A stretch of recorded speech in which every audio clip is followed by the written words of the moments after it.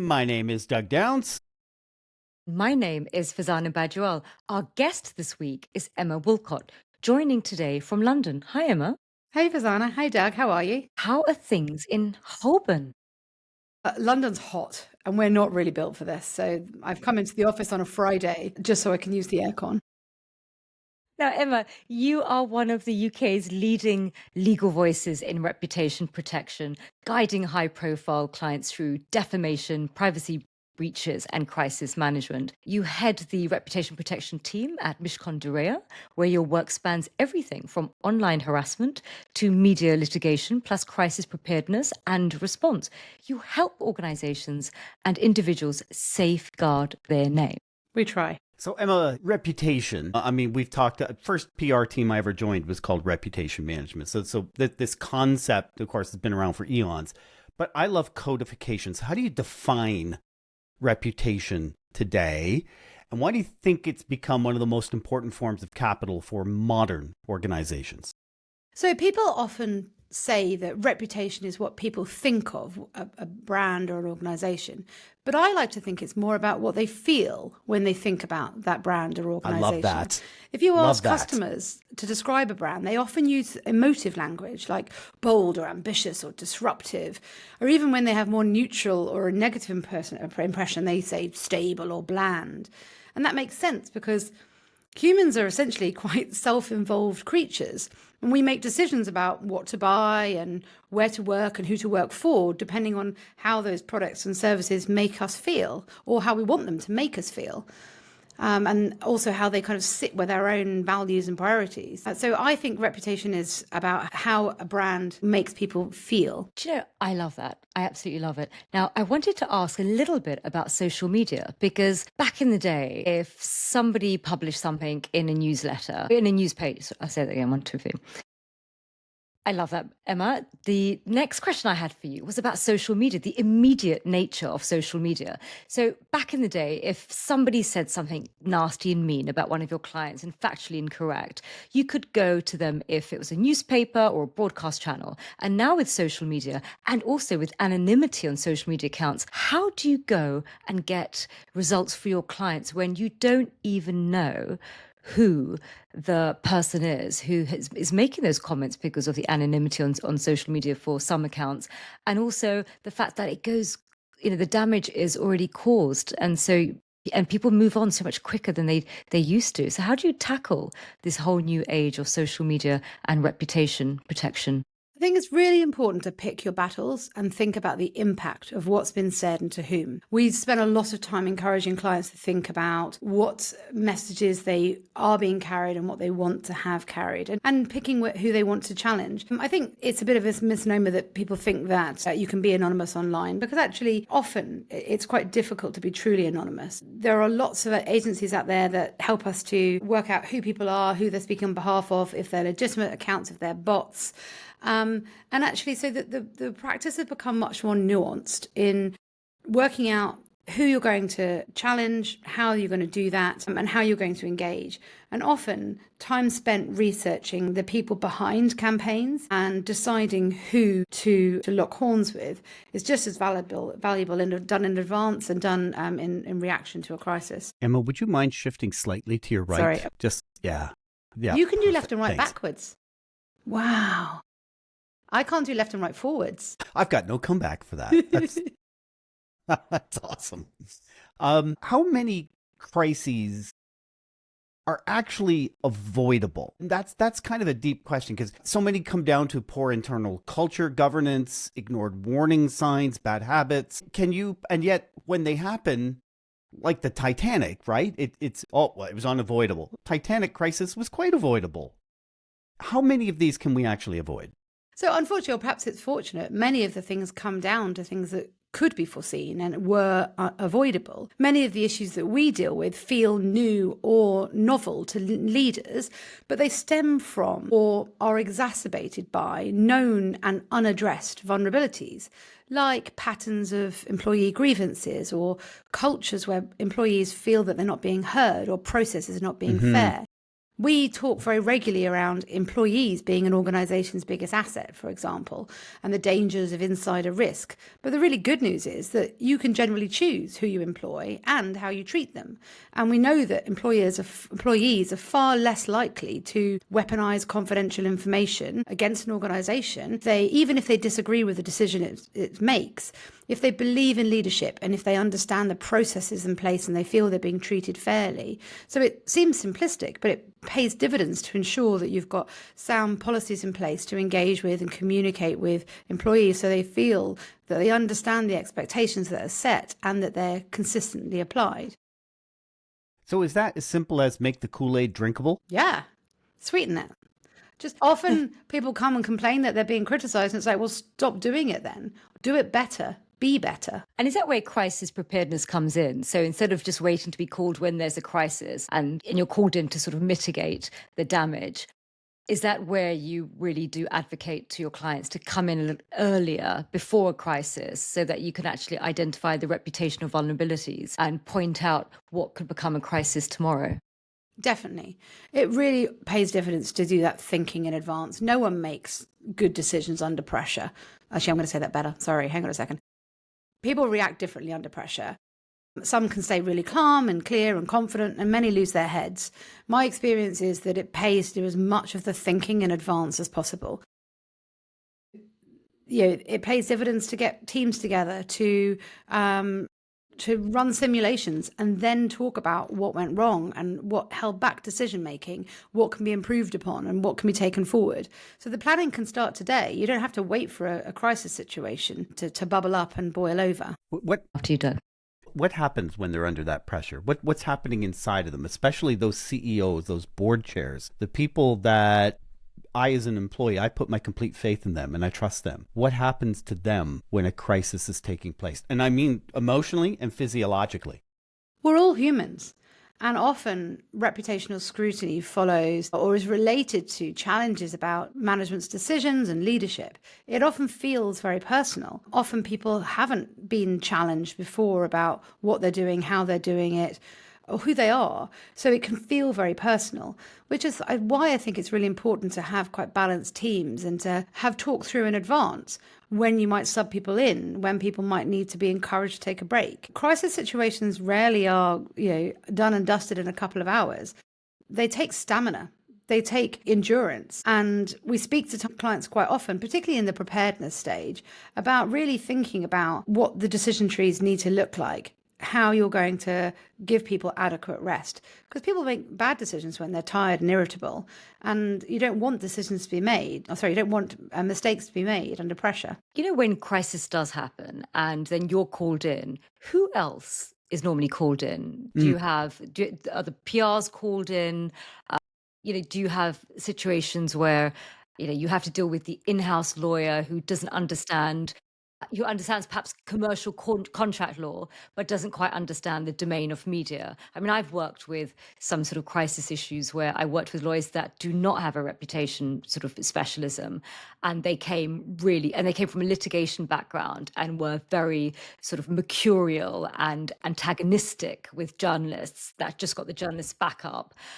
So how do you navigate all these sort of professional egos where you've got, the in-house, you've got the PRs, the accountants talking money. Yeah, exactly. And then you've got the sort of CEO. And then, of course, when you work with sort of leadership, sometimes they're very much swayed by, their friend who just told them, actually, this is what you should do. So how do you cut through this cacophony of noise in the middle of a crisis? And you've got all these advisors, you've got in-house PRs, external PR agencies, you've got in-house legal, you've got the sort of whisperers around the CEO. How do you cut through so that you can lead? We take clients as we find them, and they come from different industries, different stages of their journey, different sizes and different levels of maturity. So often one of the first things we have to do is ask the question: who's making the decision? Who's going to find the information? Who's going to communicate? Who's going to tell them what? So often when we're working with clients on resilience exercises, crisis preparedness. Those conversations are central to how they might react. So who's going to be on which Teams channel, which WhatsApp group, speaking through who needs to be informed, but who needs to be asked. When those issues haven't been ironed out in advance, it can be really challenging. And often we start off with quite big calls that can be quite unmanageable. And we have to say, we think this is going to be more efficient going forward if we cull this down to the people that actually need to be on the call to make the decision. And then there's a slightly wider circle of people who learn first and then go off to carry out different activities. It can be quite challenging to manage situations if there is no crisis plan in place at all. But we find that most organisations have at least an idea about how they might react. They may not have foreseen the exact issue that's popped up, but if they've done some crisis planning, they've at least thought about how they're going to communicate and who's going to be making decisions and who's going to be involved. Often people say that they find the in-house lawyers difficult or the incumbent PR or whatever. My view is that if there's a crisis situation, everyone should be trying to roll up their sleeves and get on and convene the right team and work without ego.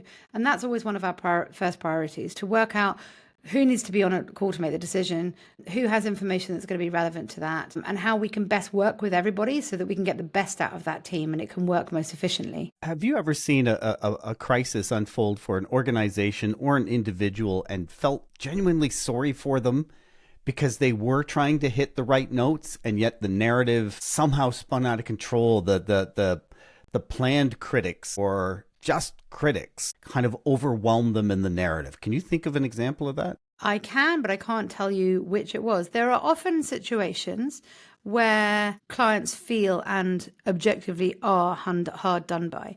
And that's perhaps one of the most difficult things about the job, because we get behind our clients and we feel quite committed to helping them to have their voice in a dispute, in a crisis situation.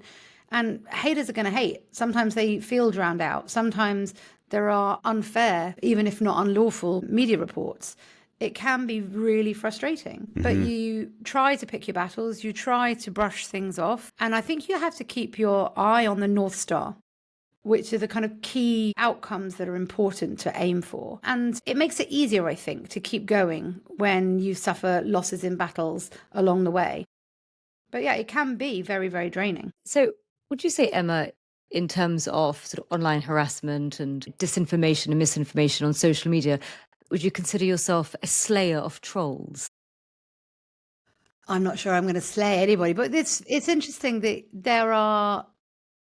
the online disinformation community is fascinating, and there are people who are much more expert in this than I am. They're good at what they do, aren't they? They're really good at it. Well, they're well paid.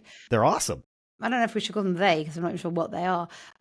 So there are some really interesting emerging tech companies that are really focused on looking at patterns of behavior online and helping to put them in context. And we often talk about different spheres of influence in different communities. And I say quite regularly to people, you won't be able to stop this amount. Some interest groups are saying certain things. And actually, it's the wrong focus of attention to try and silence them. Much more important is to make sure that the disinformation online doesn't trip over into the mainstream, isn't reported as and given more credibility by the mainstream traditional media. And actually, if you look at the patterns of behavior, look at how these disinformation campaigns are seeded and spread, you can show that data to credible journalists and help them understand what they should and shouldn't pick up on. And that's where I think the effort should be expended, not trying to lock horns with trolls or slay trolls, because actually most of them aren't real and can't be slayed, but they can be contextualized. They can be shown for what they are, and the people behind them hopefully can be identified. And that's when it gets really powerful. So without a doubt, mainstream media, when people consume mainstream media, they do understand that there is an element of verification of facts that have taken place as opposed to consuming information on social media. But all the patterns show that people are increasingly turning away from mainstream media and consuming from social media. And so what's going to happen when we live in a world where actually the recourse isn't to go to mainstream media and say, don't pick it up, when actually the engagement with mainstream media is declining, and particularly for younger generations. What do we do there? Because there's also a news avoidance. There's people who are turning away from reading mainstream media also because they find it that it has a negative impact on their mental health. And you're beginning to see these generational shifts also occurring with the younger generation in particular, sort of turning away from mainstream media and going towards what they call newsfluencers. So social media influencers who have an opinion on the news. So how is that going to change the way that you work in the future? It already is changing the way we're working. I am privileged to lead a very diverse team, and it's diverse in lots of respects. And we speak to the younger generations, and they mock me for saying influencer because they talk about journalists rather than and newsfluencers rather than influencers. But that fragmentation of the media and that erosion of the kind of shared cultural reference points that you and I grew up with means that we do have to kind of consider crisis situations in that system as it is now. And so we have to be alive to how brands react to polarizing issues. And that's not to say that they shouldn't take a position or defend themselves, but they need to be aware of and prepared for the backlash. But in terms of how journalism is moving on, how news is consumed and understood, you just have to kind of keep asking different generations where they consume, what they believe, to understand how it goes. We're actually running an event. They are, I hope, allowing some seats at the back for the oldies, but it's run by the younger members of my team about the future of news. And they've got panelists from PR, from news, and from the influencer community to talk about credibility, influence, the sorts of stories that they pick up on. And what's really interesting is it's not actually as different from traditional journalism as you might fear. Some of the most successful newsfluencers on social media in the UK are actually gigging journalists who are working for the mainstream titles, who then at the same time as creating a story, create the video content to go around the story, the making of, the challenging of. So they're making more content because they know that they have viewers who want to absorb it in a different way. But my view is that the journalism is a really helpful and legitimate part of society. Sorry, I'm going to start from again. My view is that many people really understand the important role journalism plays in society, and that role of kind of holding power to account, challenging. And that only works if they have verified sources and they've done their job properly. So I think even though the technology is changing and the way that we consume media is changing, the people who will have credibility and gain share of voice will be the people that use those old school techniques, because that's what gives them the credibility. I'll save you a seat at the back with me, Farzana, when we have this event.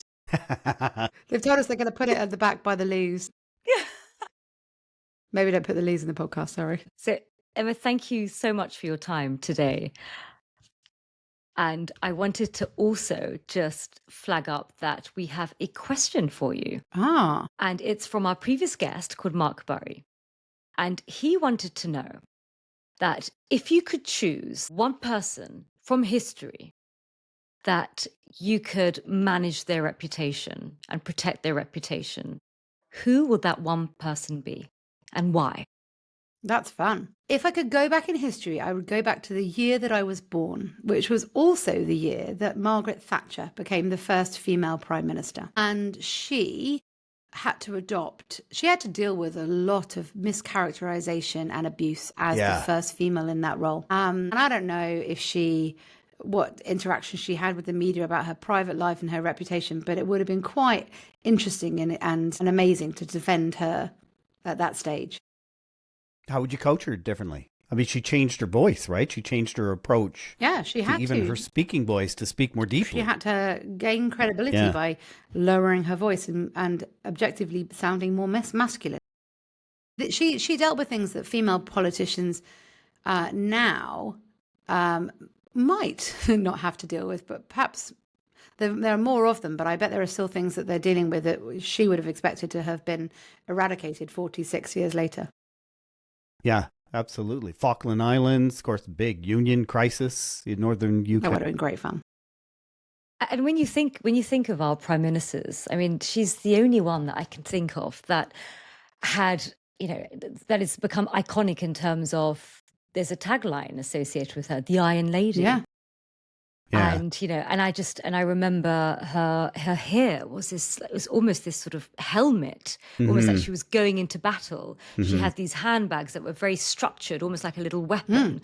And so it was absolutely fascinating, her sort of, and how she dominated. And she also didn't come from, a very sort of influential family. She came from small town Grantham. So there was a class play as well as a gender play. And the fact that she lasted as long as she did and became known as one of the most iconic prime ministers of our time. What an extraordinary woman. Indeed. And I imagine that a lot of the things you've just described around her profile were constructed and very well thought through. And I don't agree with many of the decisions she took, but one of the things that struck me was that she was someone who you felt was very considered and logical in her thinking, and would have To a fault, almost, Yeah. right? To a fault. Yeah. Yeah.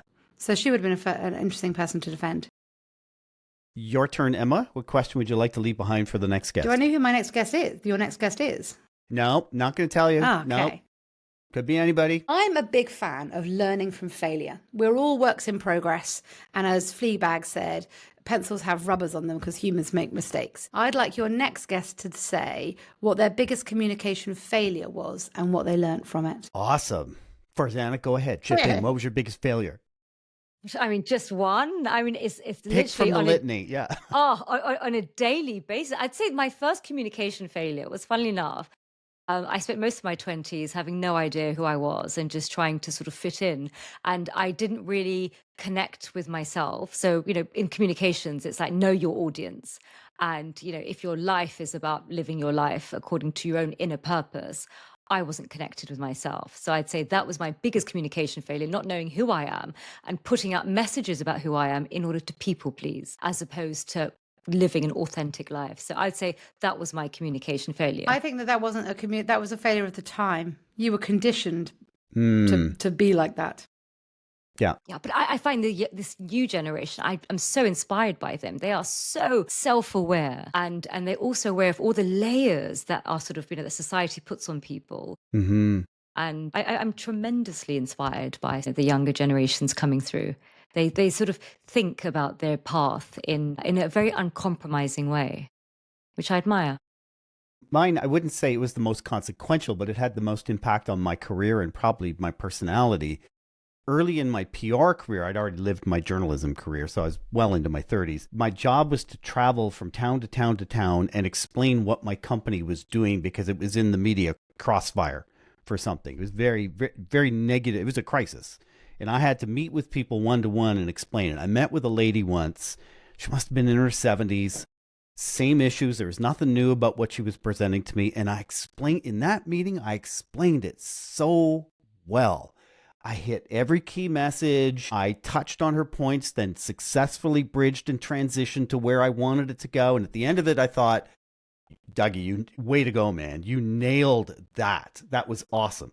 She got up, she thanked me, she's very nice. She got up to go, and she greeted the next person coming in. They were around the corner, I couldn't see them, but I could hear them. And he said to her, hey, how'd that go? And she said, oh, that guy's got answers for everything. And it changed everything because I realized I failed. I failed miserably, and it changed it took me years to add it up. I'm not so smart. It took me years to figure out why and how I failed so badly from a communication standpoint in that interaction. So that's mine. And that's because she wanted to feel like she'd got something on you. She didn't want to know the answers. She just wanted a bit of Well, rate. she didn't hit the field, did she? Although everything she had was misinformation, which is what the company was suffering. She didn't feel authenticated or validated in her concerns. I did nothing to address that. All I did was rebut and try to educate. And I tried to educate her, and that sent me on a lifelong. I hate the word education in comms. I hate it to this day because it's not our job. But that goes back. That's what I would argue. I mean, I think your story really just demonstrates how important it is to listen. When we think of communication, we automatically think of projection and pushing out messages. And I think actually what really helps reduce the likelihood of crisis is actually active listening. Is to just shut up and tune in and listen. And I tell you what I'm doing at the moment. Yeah. give a busy woman something else to do. I'm doing an executive coach diploma, and I am absolutely loving it. It's been like I've done 4 full days with this cohort of really impressive people, but I'm turning my brain inside out because I've spent 20 years. People come to me with a problem, I lay it all out, and I give them advice. And not just advice, they want a recommendation. It's very directive.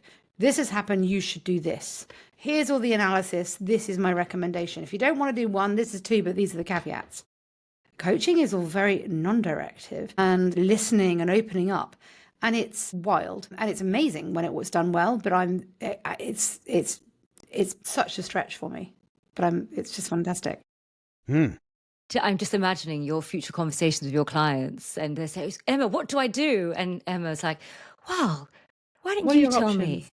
And here's the invoice.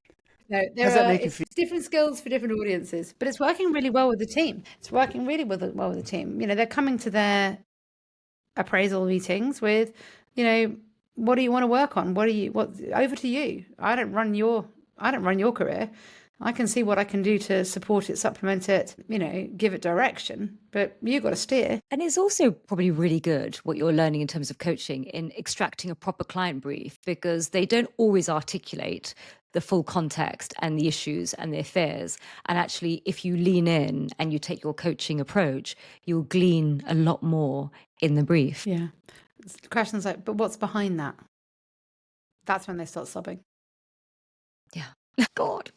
Thank you so much, Emma. It's been insightful as always. I hope it wasn't too garbled. Cheers, Emma. Great. Lovely to see you both.